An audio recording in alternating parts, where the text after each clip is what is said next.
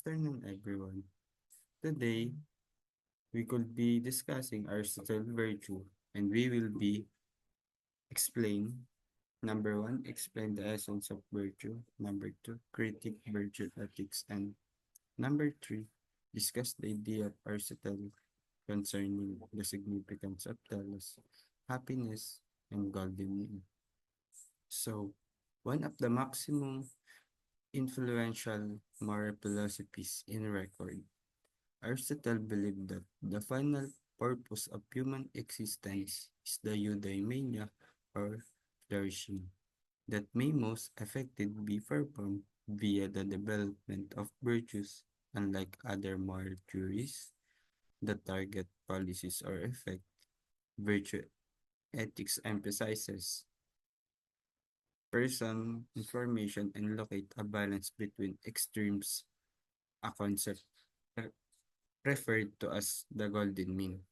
Throughout this dialogue, we will discover Aristotle's view on virtues, happiness, and ethical choices making or choice making, highlighting how his idea retained to form our know-how of moral nowadays. So,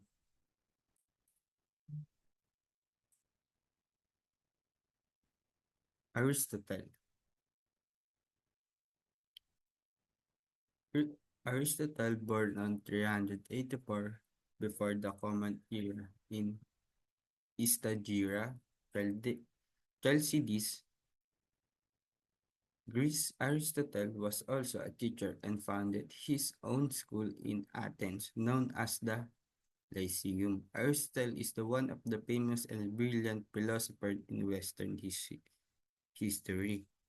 His knowledge led to many discoveries related to science, ethics, and philosophy, such as metaphysics, botany, zoology, psychology, history, logic, and more. Now we'll be listening about the concept of virtue.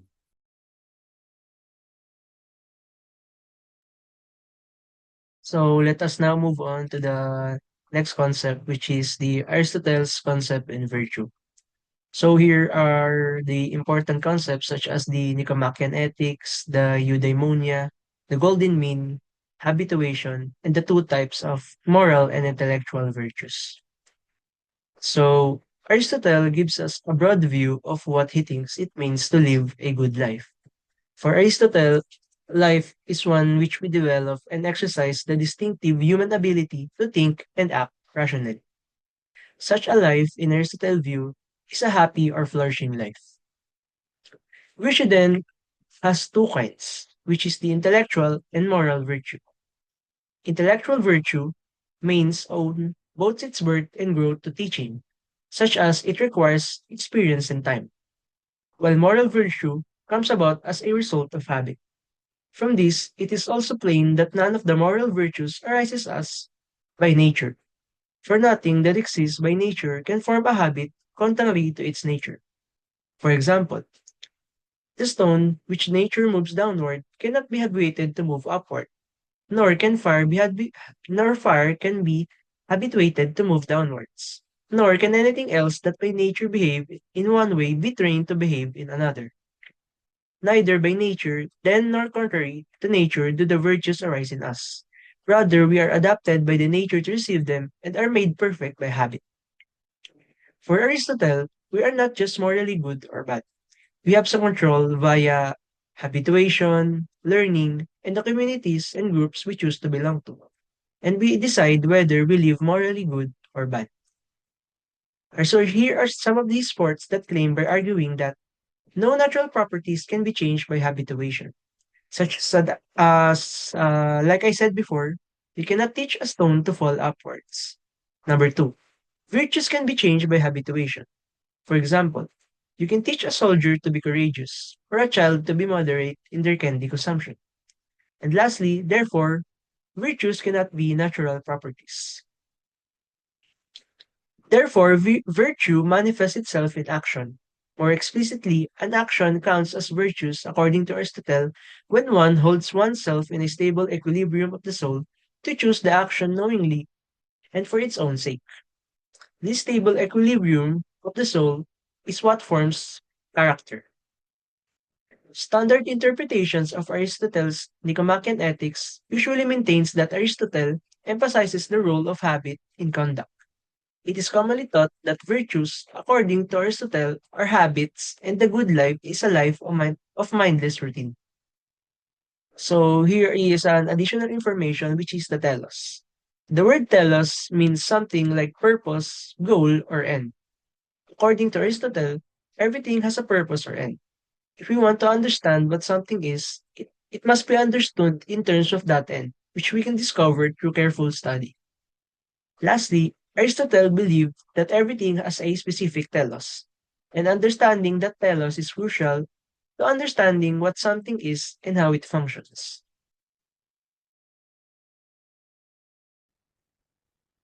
Next is phronesis, or practical wisdom. This is the ability to make good choices in real life situations. It helps people decide what is best when faced with difficult choices, especially when there are competing good options. It's not just about knowing facts, but about understanding what is right in a given moment. Unlike simply following rules, phronesis means using experience, good judgment, and common sense to make balanced decisions. It helps people avoid going to extremes, choosing too much of something or too little. This kind of wisdom grows over time as people learn from their actions and reflect on what works best for them. For example, imagine a student who has to choose between studying for an important exam and attending a family gathering. Studying is important for their future, but spending time with family also matters. Instead of picking just one, phronesis helps them to find the middle ground. Maybe they can study earlier in the day so they can join the family gathering later. In everyday life, phronesis helps in many situations, like solving problems at work, making fair decisions, or managing relationships. It teaches people to think carefully, consider different perspectives, and make choices that lead to the best overall outcome. Okay na. Ikaw na.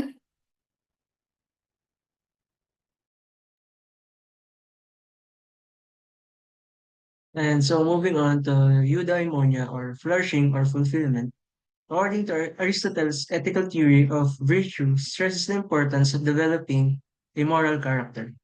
That is how a person attains eudaimonia, human happiness. He asserts that good qualities are traits midway between two extremes, grown through repeated practice and guided by logical common sense, are also known as deopronesis.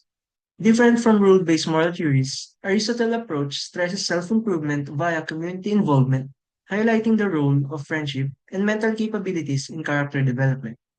His understandings remain perpetually impactful even considering the constantly changing ethical viewpoints. They offer an undergoing and quite firm groundwork for understanding virtuous living and for the important growth of ethical character. Self-acceptance, the act of accepting yourself entirely, in conjunction with strengths and weaknesses. Like for example, I like most part of my personality. So here are some of the examples on how to attain eudaimonia. The first one is individual development, reaching your capabilities or stepping outside your comfort zone. For example, to me, living has been continual activity of learning, changing, as well as development. Next is life purpose. All life contains importance and reasons. For example, some people meander without direction through their lives, but that is not me. Next is positive social connections. Important connections and relations with people. Example, people would say I am a generous person, happy to give time to people and care about people. And next is ecological competence, capably handling the things around you. Example, overall, I think I am in command of the setting where am I living. Autonomy involves a sense of independence. It also involves a certain degree of control in life. For example, I judge myself by what I think is important, not by the values of what others think. So moving on to the next is the golden mean.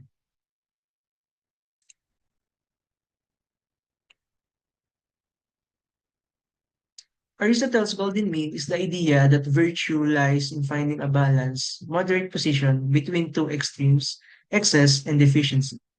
Ethical behavior is not about rigid rules, but about navigating between these extremes to achieve moral excellence. Aristotle's concepts of golden mean acts as core principle of this virtue ethics, highlighting the balance between extreme concerning feelings and behaviors. Rather than strictly absolute regulations, ethical behavior thoroughly entails locating a certain intermediate position squarely in the precise middle of excess and deficiency. This balance greatly aids in developing good traits, which supports eudaimonia, or which is called happiness or flourishing. For instance, courage exists in the space between being too reckless, or this is what we call the excess, and being too afraid, which is the deficiency. Rather than staying the same, the sweet spot change based on what's happening. Meaning, you need some good sense, or which we call the aphronesis, to decide the right course of action. Although many critics see it as somewhat vague, Aristotle envisioned it as a flexible guide to creating a virtuous and harmonious life.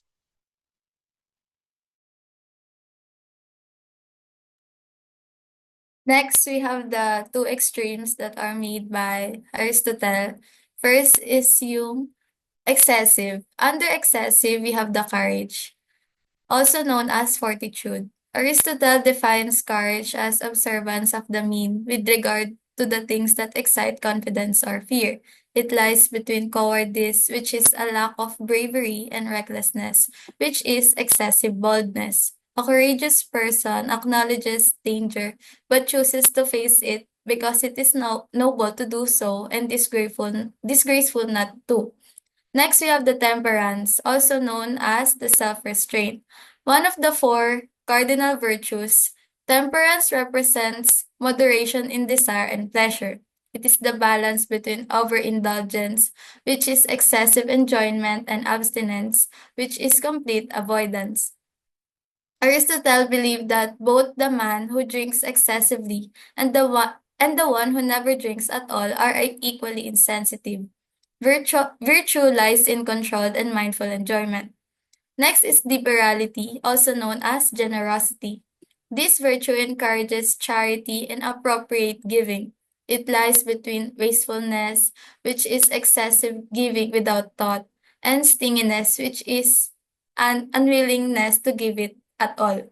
A liberal person gives generously without being extravagant or overly frugal. Next, we have the magnificence.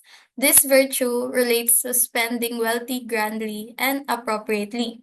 It strikes a balance between vulgarity, which is an excessive display of wealth, and severe austerity, which is unnecessary frugality.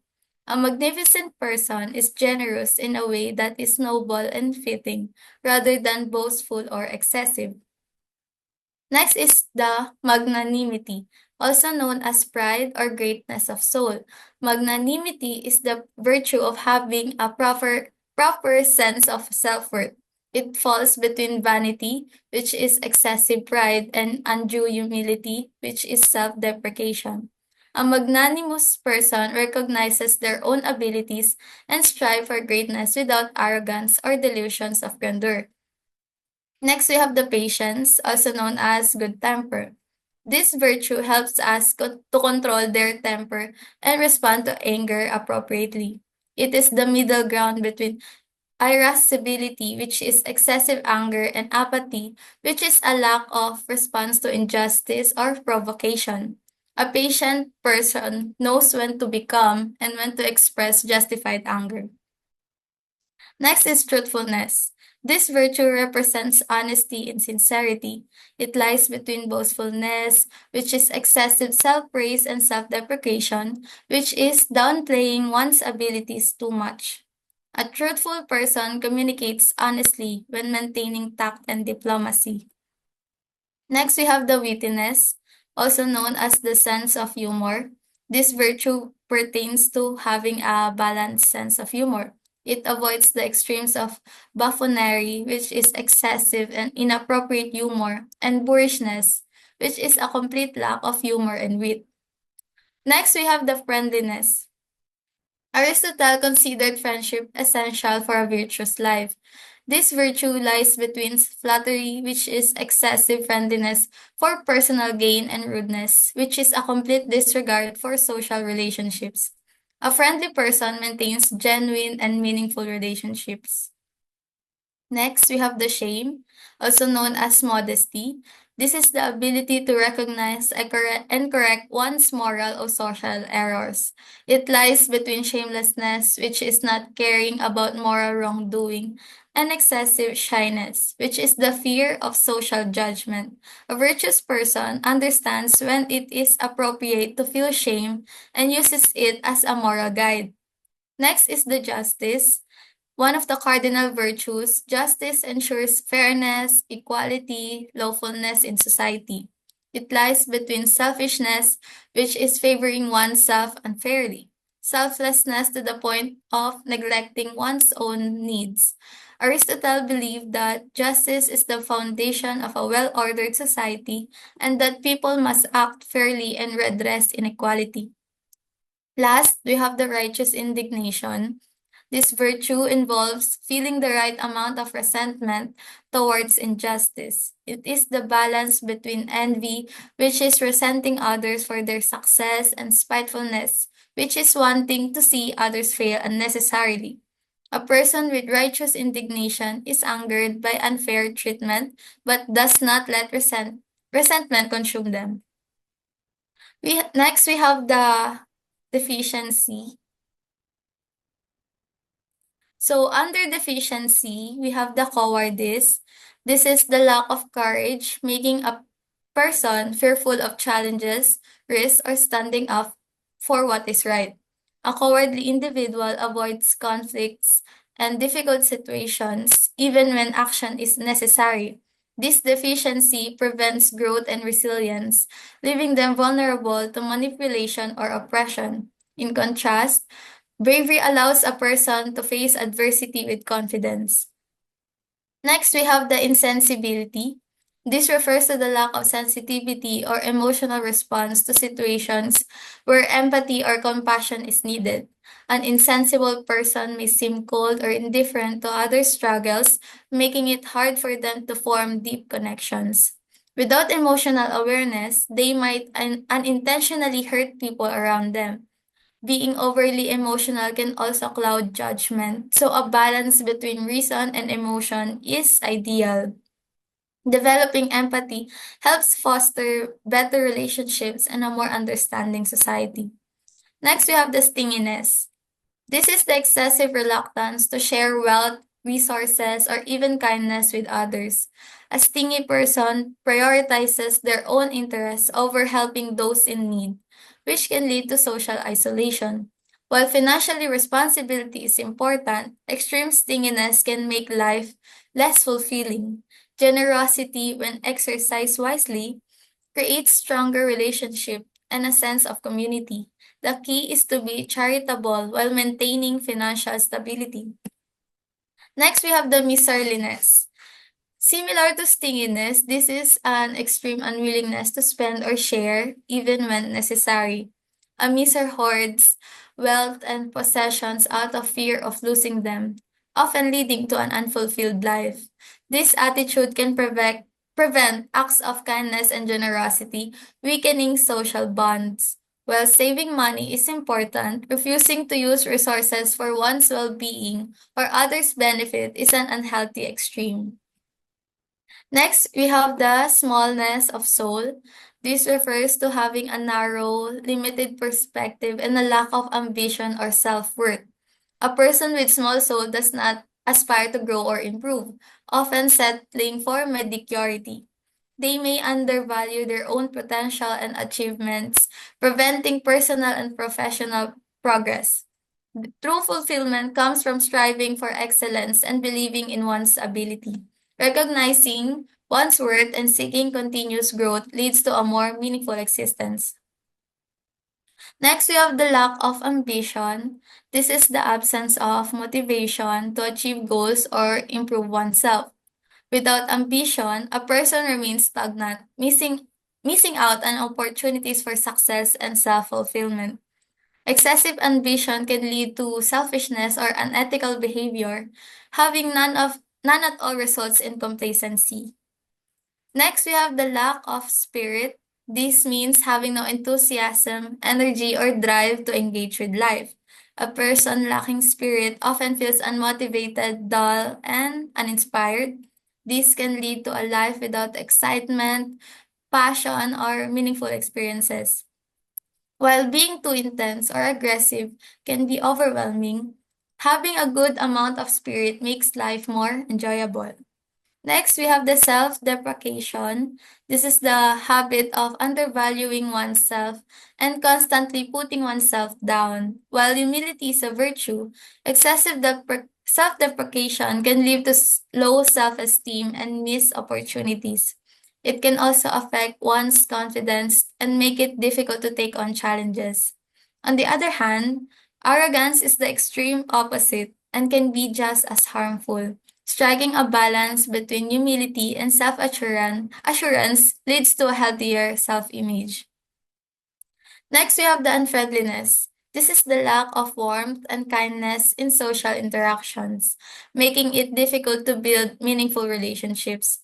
An unfriendly person may come across as cold, distant or unapproachable. While one doesn't have to be overly social, basic kindness and respect are necessary for positive human connections. Next, we have the shamelessness. This is the absence of a sense of shame or remorse leading to inappropriate behavior. A shameless person does not feel guilty or embarrassment even when doing something wrong. While excessive shame can cause unnecessary self criticism, a total lack of shame can result in recklessness and a disregard for social norms. Last, we have the envy. This is the feeling of resentment toward others' success, possessions, or qualities. An envious person often focuses on what they lack rather than appreciating what they have. This negative emotion can lead to happiness, bitterness, and even unethical behavior. While it's natural to admire others' achievements, turning that admiration into motivation rather than jealousy is healthier. Gratitude and self improvement help overcome envy and lead to a more content and fulfilling life. Okay, so before ending our presentation, I would like to give a short summary of what have been discussed so far. So what have been discussed so far is the Phronesis, Eudaimonia, Golden Mean, and the 12 virtue of Aristotle. So Aristotle ethics of virtue mainly focuses on how having a good moral character is vital for attaining eudaimonia. Virtues are particular characteristics through repeated practice that mediate in the space between opposite extremes and are informed by complete practical wisdom.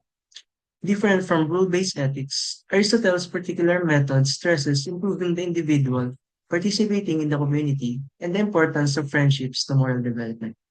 His philosophy remains quite influential, presenting a certain guide throughout time toward a cultivating life with complete virtue. Next will be the golden mean. It is a philosophical idea often credited to Aristotle, asserting that goodness is found in the balance between two extremes, one being too much and the other being too little. Basically, reaching a moral perfection by identifying the correct equilibrium in behaviors, along with feelings, instead of favoring one extreme or other in any given circumstance. And lastly would be the eudaimonia. Eudaimonia is the central concept in Aristotelian ethics. It is quite a broad concept that's distinctly different from the prevailing idea of happiness. It is done by living in a virtuous and morally superb way, and it is pursued through a person's life, not just in any given moment. It has a clear aim of practical philosophy, notably incorporating ethics as well as political philosophy. So, Aristotle's ethical theory of virtue stresses the importance of developing a moral code. That is how a person attains eudaimonia and asserts good qualities that are traits midway between two extremes, grown through repeated practice and guided by logical common sense. So before we end this, I would like to go back to our intended learning outcomes. So before we end, I hope that all of the intended learning outcomes are achieved, such as the explain the essence of virtue, critique virtue ethics, and discuss the idea of Aristotle concerning the significance of telos, happiness, and well-being. So before we end, I would like to introduce the people who contribute to the site and the presentation. So of course, Destiny Molano, myself, Jem Madula, and Manimbanjel. So the last part will be the references. So as we can see here, all of the information that we gather here in the website and all of the things you said came from different sources. So you can just click the collapse group and try to search it on the internet. So that's it for our presentation. Again, we are group 4 and we are discussing the Aristotle's virtue in ethics.